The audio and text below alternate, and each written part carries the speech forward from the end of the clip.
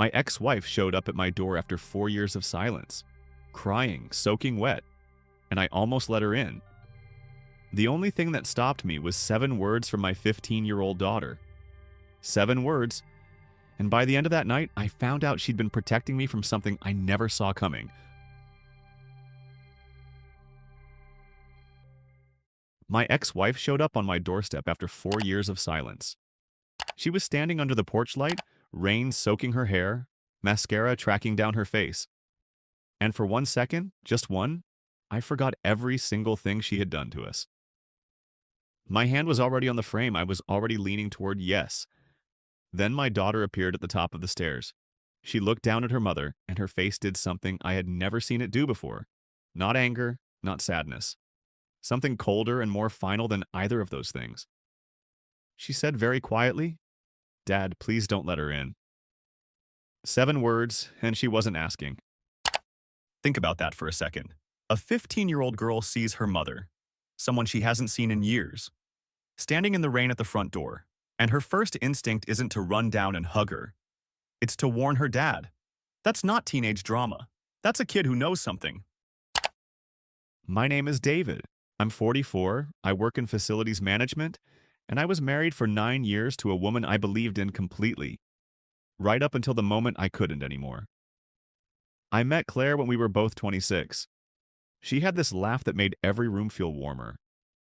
We got married, had a daughter, Mia screaming and red-faced and furious at the world from her very first minute. I cried in that delivery room. I thought, this is the life I want to protect. For a while, we did. We weren't rich. Small house, one decent car, school plays and weekend errands and dinners together. It wasn't extraordinary. It was ours. And I think that was eventually the problem. For Claire, ours stopped being enough. She started mentioning a man named Marcus, a real estate developer. At first casually, then constantly. New things started appearing. A scarf, perfume that cost more than our grocery run, a handbag tucked in the back of the closet. Each one had an explanation. I accepted every explanation because I just didn't want to see it. Then she told me about a work retreat. 4 days, out of state. She had every detail ready. Hotel, schedule, the name of the conference. It was so complete I felt embarrassed for having doubted her. She kissed Mia goodbye, kissed me, and left. That Sunday, I was at the grocery store with Mia when my phone rang. Claire's co-worker, a woman named Sandra who had no idea what she was about to do, calling to ask if Claire was feeling better. She'd called in sick Friday, hadn't been in touch, there was no retreat. 3 words. And just like that, an entire marriage starts unraveling in a grocery store parking lot. The thing that gets me is Sandra. This woman had absolutely no idea she was about to blow up someone's life with a wellness check call. Sometimes the truth doesn't come out in some dramatic confrontation. Sometimes it's just a Tuesday and somebody's coworker picks up the phone. The truth came out over 2 weeks, a year. Marcus, she was sorry. And then at the end of those 2 weeks, she told me she loved him, that staying would be a mistake. I asked if she'd thought about Mia. Of course, she said. This is the hardest part. But it didn't look like the hardest part. It looked like something she'd already decided a long time ago. Mia was 11 years old when her mother left. She didn't fall apart loudly, she got quiet. Stopped finishing sentences. Lost weight she didn't have to lose. Her teacher called to say Mia had stopped raising her hand in class. She used to raise it for everything. I took her to a counselor, made sure she ate, drove her to every game, every play, every birthday party. Even the ones where I sat in a parking lot for 2 hours. I never said one bad word about Claire to her, not once. I told Mia her mother loved her, that none of it was her fault. I said it so many times, I half believed it myself. By the time Mia turned 14, the calls from her mother had mostly stopped. Mia didn't mention it. I didn't push. I built something, got a promotion, made real friends. Stopped thinking of my life as something with a piece missing. Mia became, without my fully noticing it, one of my closest friends. Sharp, funny, stubborn in exactly the ways she got from me. With a read on people that regularly made me feel outpaced. She was the reason the house felt like a home. We were okay. Genuinely okay. Then I heard Claire's life had fallen apart. Marcus ended things. Someone newer, someone younger. The condo went back to him. She was renting a small apartment across the city. I told myself it had nothing to do with me. I told myself that for 6 weeks. Then Claire was standing on my porch in the rain. I made the worst mistake of my life, she said. I had to come tell you. She looked tired in a deep, permanent way, smaller than I remembered. She started crying before she finished the sentence, and something in me, something I was sure I'd gotten rid of, moved toward her automatically. 4 years and she could still do that. I don't know how to explain it except to say that some people get inside you in a way that doesn't fully undo itself. Come inside, I said. I was already opening the door wider. That's when Mia appeared at the top of the stairs. She looked down at her mother, and the expression on her face stopped me cold. It wasn't the anger of a hurt teenager. It wasn't grief. It was something older and more deliberate. The face of someone who had already thought through this exact moment and knew what it meant. Dad, she said, please don't let her in. Claire looked up. Mia, sweetheart, I know I don't deserve... Don't. One word. Then Mia turned and walked back to her room and closed the door behind her. Quietly, not a slam, a quiet close. Like a decision, not a reaction. I told Claire it wasn't a good night, that I'd call her.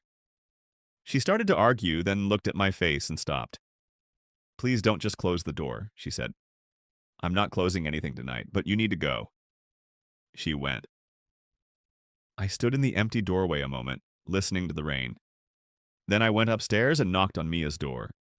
She was sitting on her bed with her knees pulled to her chest. And she looked. This is the part I still have trouble with. She looked exhausted in a way that had nothing to do with it being late. Like someone who'd been tired for a long time and gotten very good at hiding it. Tell me what's going on, I said. Don't let her stay, Dad. Whatever she says tonight, don't. I need you to help me understand. If there's something I don't know, tell me. Silence. Long enough that I thought she'd changed her mind. Then, there's a lot you don't know. She reached under her mattress, pulled out her phone, opened an app I didn't recognize, and handed it to me. She's been contacting me, Mia said, since I was 13. 2 years. 2 years I had known nothing about. I started reading. The first messages were soft, apologetic. She missed Mia, she was sorry. She just wanted her to know she was loved. If I'd seen only those, I might have thought, this is a mother trying. Someone who made terrible choices trying to find her way back. But that wasn't close to the whole story. Slowly across months, the tone shifted. So gradually that each message seemed almost reasonable on its own. It was only reading them all in sequence that the shape of it became visible. She started asking for things, small things first. Mia, how is your dad doing? Does he seem happy? Is he seeing anyone? Then bigger. Mia, Marcus, and I had a fight, and you're the only person I can talk to right now. Then bigger still. Mia, your father was emotionally distant for years. I tried to reach him, and he just wasn't there. I needed to be seen, and he couldn't do that. She was building a story, a detailed revision of our marriage, delivered piece by piece to our 13-year-old daughter over the course of a year. Mia, could you mention to your dad that I've changed? Could you ask if he'd be open to talking? Could you tell me if he seems like he might still have feelings? I kept reading. My hands went very still. Then I found the message from 8 months ago. Mia, I want you to know that I forgive you. I looked up. For what? What does she think she's forgiving you for? Mia's jaw tightened in the way it does when she's decided not to cry. She said the reason things fell apart with Marcus was partly because she could never let go of us. That I reminded her of what she'd left behind. That the guilt caused problems in their relationship. She paused. She said if I'd tried harder to accept Marcus, if I'd been more welcoming, she might have been happier. I need you to really sit with that. This woman didn't just leave her family. She went back to her 13-year-old daughter, a child who was already quietly falling apart, and planted the idea that it was partially her fault, not in one conversation, over months, in private messages. That's not a mistake. That's a choice made over and over again. I kept my voice flat. None of that is true. I know that now. She looked at her hands. But I was 13 when she first started saying it, and I didn't know it then. I spent almost a year thinking I was part of the reason she left. She looked up at me. Do you know what that's like to carry around at 13? I didn't trust myself to answer. She was 11 when Claire left. She spent the next 2 years, the counselor years, the quiet years, the years of not finishing sentences, believing in some private part of herself that she was one of the reasons her mother was unhappy. And Claire had put that there, not in one cruel moment, slowly, carefully, in private messages over months. I have more, Mia said. She opened a second app, an email account I'd never seen, one she'd set up at 14 because her mother asked her to move their conversations there. More private, she'd said, less likely to get noticed. I read those emails, dozens of them, and in them Claire was more deliberate. She laid out a complete alternative history of our marriage. In her version, I'd been cold for years, absent. She tried to reach me and hit walls. The affair, the leaving, those were the decisions of a woman who'd been starving for connection and finally reached for something that offered it. She asked Mia over and over to reconsider her own memories. Were things really as good as you remember? Or are you idealizing them the way kids do? She asked Mia to be fair, to see both sides, to consider that maybe the divorce had been better for everyone. She was asking a teenager to rewrite her own childhood. And then, buried in an email from 6 months ago, I found it. I had to read it twice. Mia, I know your dad got a raise last year, which tells me he's doing well financially. And from what you've mentioned, he hasn't been dating seriously, which makes me think he hasn't fully moved on. I've been thinking about this for a while. I want to come back, not just to see you, to come back to your dad, to our family. And I think you could help make that happen. Let that sink in. She wasn't just reaching out to her daughter. She was running a whole operation through a teenager, checking his finances, checking his dating life, assessing whether the timing was right. At some point, this stopped being a woman who missed her family and became something a lot more calculated. The question is, when exactly did that line get crossed? I put the phone down. Mia was watching me. How long has she been asking you for this? I said. About 6 months, maybe longer. She asked you about my finances. She asked how things were going. I tried not to give her specifics. She asked whether I was dating. Yes. I looked at my daughter. She was using you, not just to talk to. She was using you to figure out whether the ground was ready. She was planning this, and you were how she was getting her information. Mia nodded. Very small. Very still. And then she said the thing I will never stop thinking about. I know, Dad. That's why I didn't tell you. I was scared you'd think I'd been helping her, that you'd think I was on her side. She pressed her lips together. I've been trying to figure out how to warn you without making you think I betrayed you. This is the part that wrecked me. This kid wasn't just carrying her mom's secret. She was carrying the fear that protecting her dad would make her dad think less of her. She was alone with that. For 6 months. 15 years old. And nobody knew. How many kids right now are sitting with something exactly like this, just trying to figure out the right moment? She was 15 years old. For 6 months, she had been sitting alone with the knowledge that her mother was preparing to come back, running intel through her own daughter. And she hadn't come to me. Not because she didn't want to, because she was terrified I'd think less of her for having been contacted in the first place.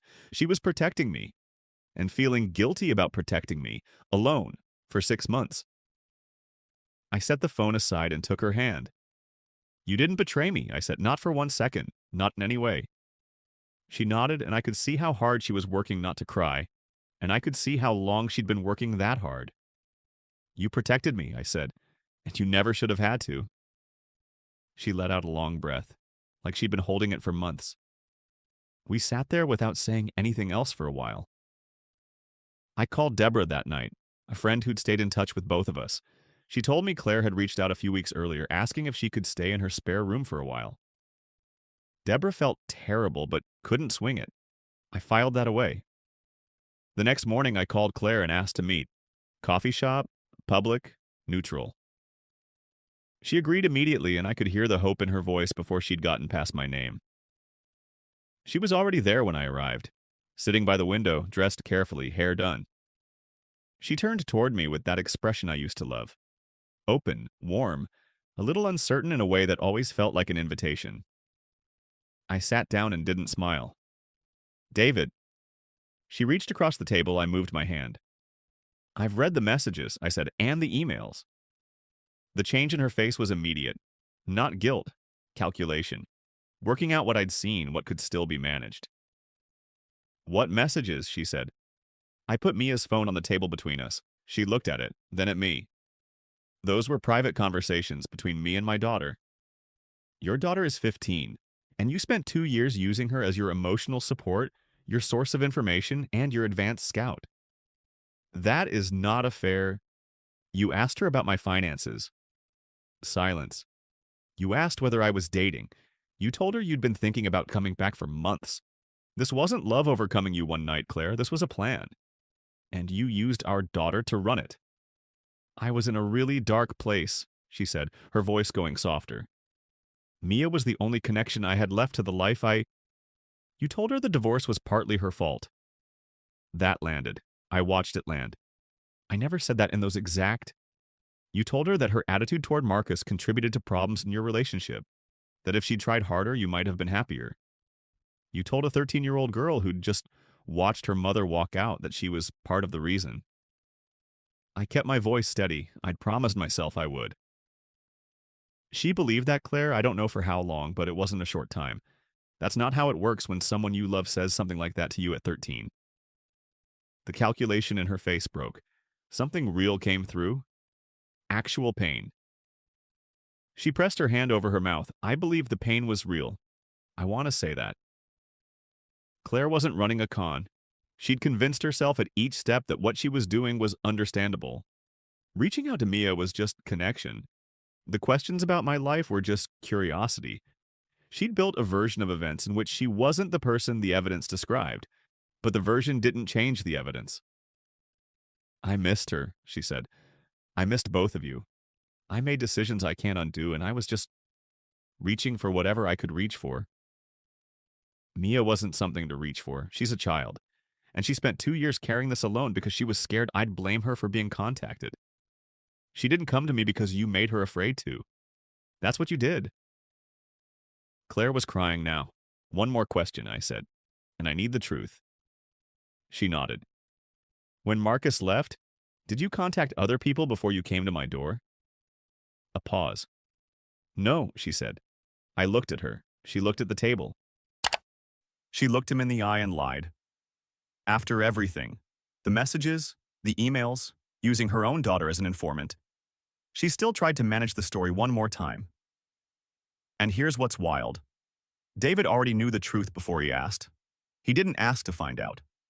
He asked to find out what she'd do with the chance to be honest. She failed it. Claire. I kept my voice quiet. You went through a list, Deborah told me. I already knew before I asked. I just needed to see if you'd lie about it. The color left her face.